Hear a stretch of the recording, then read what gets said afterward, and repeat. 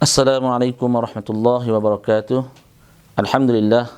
Alhamdulillahi rabbil alamin. Wassalatu wassalamu ala ashrafil anbiya'i wal mursalin wa ala alihi wa ashabihi ajma'in. Qala rabbi shrah li sadri wa yassir li amri wahlul 'uqdatam min lisani yafqahu qawli. Subhanaka la ilma lana illa ma 'allamtana innaka antal alimul hakim. Apa khabar tuan-tuan dan puan-puan muslim muslimat yang dirahmati Allah sekalian?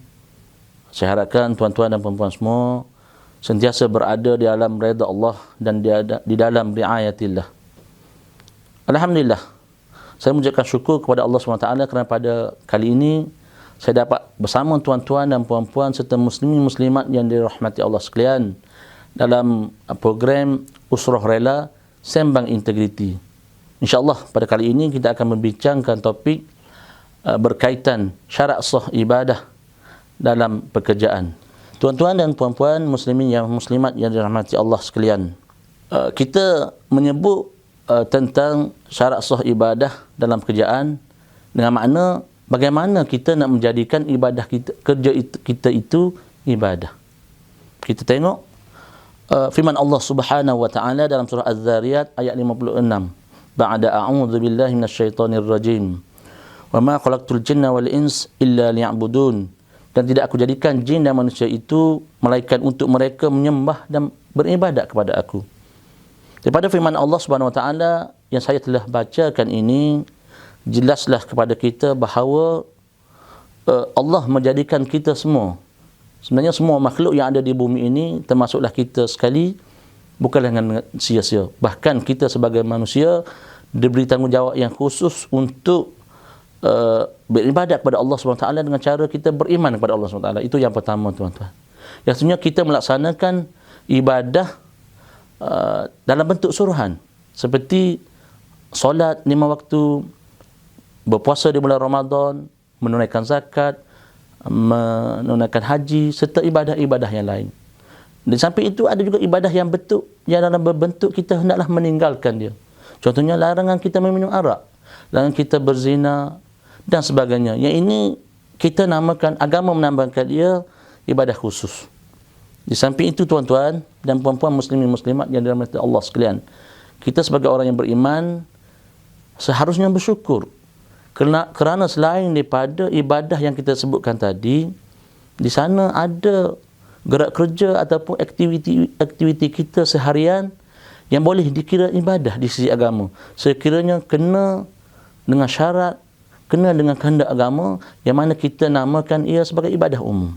Tuan-tuan dan puan-puan yang dirahmati Allah sekalian, dalam konteks perbincangan kita pada hari ini, kita akan melihat beberapa perkara yang mesti kita laksanakan untuk menjadikan pekerjaan kita itu sebagai ibadah. Yang pertama, tuan-tuan dan puan-puan muslimin muslimat yang dirahmati Allah sekalian, kerja kita hendaklah niat kita tu kena betul. Kita bekerja sebab apa, tuan-tuan? Saya selalu bersembang sebab saya dari pusat latihan Rela Wilayah Timur, saya selalu bercakap dengan peserta yang datang khusus ke pusat latihan. Kita bertanya, "Encik, apa tujuan encik berkursus?" Dia kata, "Alah ustaz, duduk rumah buat apa, mai kursus dapat duit." Kadang-kadang jawab payah lain, kita tanya, "Encik, tak tahulah tiba-tiba pegawai rela telefon suruh kita mai berkursus." Ini antara jawapan-jawapan yang kita terima. Dan banyak lagi lah sebenarnya. Saya sendiri pun ada pengalaman semasa remaja dulu, selepas tamat persekolahan, kita tengok sahabat-sahabat kita yang lebih senior memiliki motosikal hasil kerja sendiri. Jadi kita mula memasang niat, alangkah seronoknya kalau aku dapat motor sebiji. Jadi kita pun bekerja. Kerja tapi masa tu azam tu tidak kuat. Tapi inilah saya nak ceritanya, niat kita tu bermacam-macam, tuan-tuan dan puan-puan muslimin muslimat. Tapi sebenarnya bagaimana yang kita nak ibadah?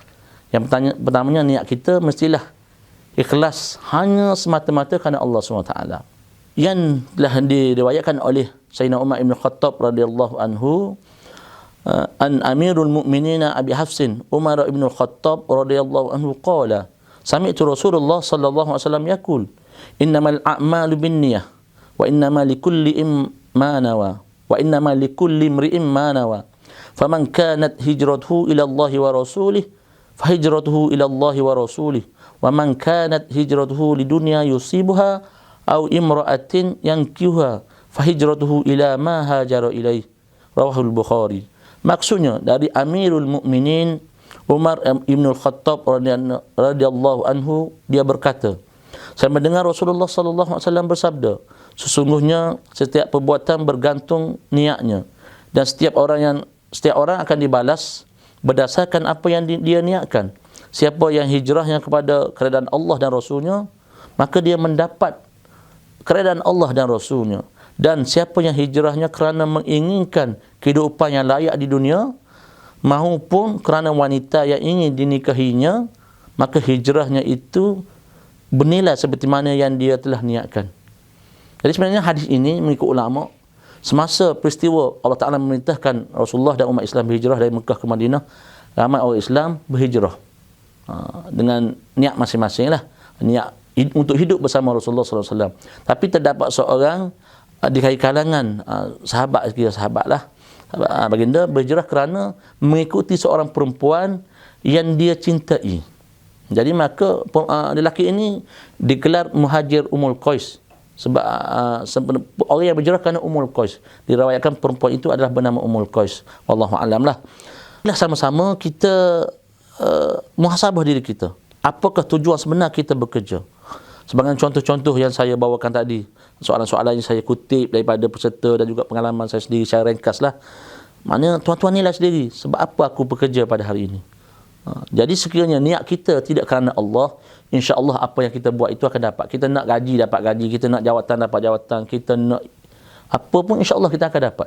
Tapi itu habuan dunia sahaja. Di akhirat, wallahu alam, takut-takut kita melepas. Umpama saya buat contoh, ini contoh yang masyhur lah, yang masyhur. Contoh kita pergi ke kedai makan ataupun ke restoran sebagainya. Orang tanya, tuan kedai tanya, okay, encik nak minum apa? Saya kata, saya tak nak minum, saya nak gelas sahaja. Maka dia akan bawakan gelas. Tapi sekiranya kata, saya nak minum teh ataupun Milo ais, dia akan bawa Milo ais bersama gelas. Jadi kita di sini kita akan dapat dua. Gelas kita confirm dapat, air pun kita dapat. Jadi umpamanya, insya-Allah bila niat kita lihat Ta'ala, pahala dunia yang berbentuk habuan dunia, membentuk ganjaran dan sebagainya kita dapat, dan juga ganjaran akhirat yang berbentuk pahala daripada Allah SWT. Ini sebenarnya tujuan kita, matlamat kita sebagai orang Islam, orang beriman. Sebenarnya tuan-tuan, kita tengok syarat yang seterusnya. Syarat yang seterusnya ni, yang kedua, ataupun syarat yang kedua, hendaklah pekerjaan yang kita laksanakan itu tidak menghalang kita daripada kita melaksanakan ibadah yang wajib kepada Allah Subhanahu Wa Taala. Kita bawakan satu ayat Al-Quran dan surah Al-Munafiqun ayat 9. Ba'da a'udzu billahi minasyaitonir rajim. Ya ayyuhalladzina amanu la tulhikum amwalukum wa auladukum an dzikrillah wa man yaf'al dzalika fa ulaika humul khasirun. Wahai orang-orang yang beriman, janganlah harta benda dan anak-anak kamu melalaikan kamu dari mengingati Allah. Dan barang siapa yang berbuat demikian, maka mereka itulah orang-orang yang rugi. Tuan-tuan dan puan-puan yang dirahmati Allah sekalian, amwalukum, amwal ini adalah harta. Harta, bila kita sebut pekerjaan pun boleh kaitkan dengan harta. Anak-anak lah. Maka sekiranya kerja kita itu tidak dapat ataupun menghalang kita untuk beribadah, untuk solat, untuk puasa dan sebagainya, maka kita kena tinggalkan pekerjaan itu. Kita kena tinggalkan pekerjaan itu dan mencari kerjaan yang boleh kita melaksanakan tugas hakiki kita ataupun tugas utama kita kepada Allah Subhanahu Wa Taala. Dalam sebuah hadis Rasulullah sallallahu alaihi wasallam menyebut, talabul halali faridatum ba'dal faridah.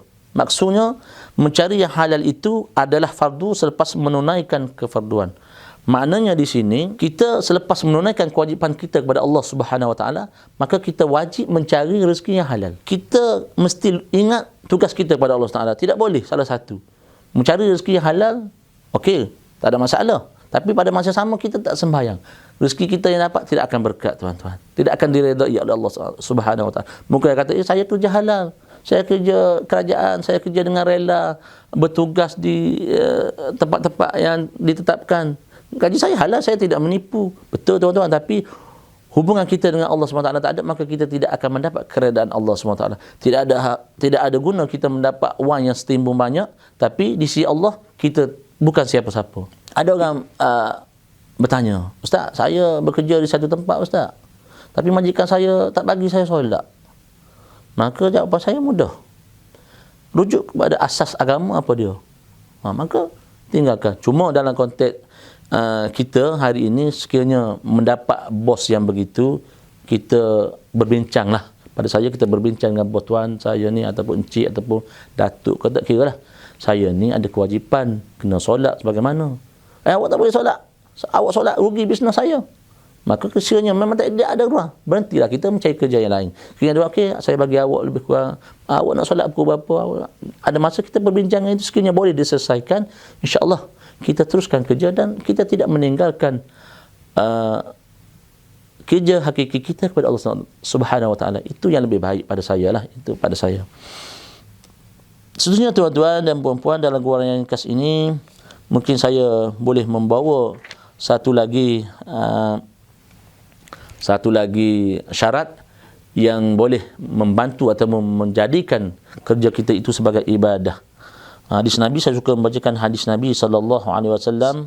Nabi sallallahu alaihi wasallam berbunyi, An-Nu'man bin Bashir radhiyallahu anhu qala, sami'tu Rasulullah sallallahu alaihi wasallam yaqul wa ahwa Nu'man bi isba'ahi ila uzunayhi inna al-halala bayyin wa innal harama bayyin wa bainahuma mustabihat la ya'lamuhunna katsiran minan nas faman ittaqa syubhah istabra'a li dinihi wa 'ardihi. Maksudnya daripada Abdullah An-Nu'man bin Bashir radhiyallahu anhu, beliau berkata, aku telah mendengar Rasulullah sallallahu alaihi wasallam bersabda, sesungguhnya yang halal itu terang jelas dan yang haram itu terang jelas, dan di antara kedua perkara tersebut ada perkara yang syubhah, yang kesamaran, yang kebanyakan orang-orang tidak mengetahuinya. Barang siapa yang meninggalkan perkara syubhah ataupun menjaga perkara syubhah daripada melakukannya, maka sesungguhnya dia telah membersihkan agamanya dan maruah dirinya.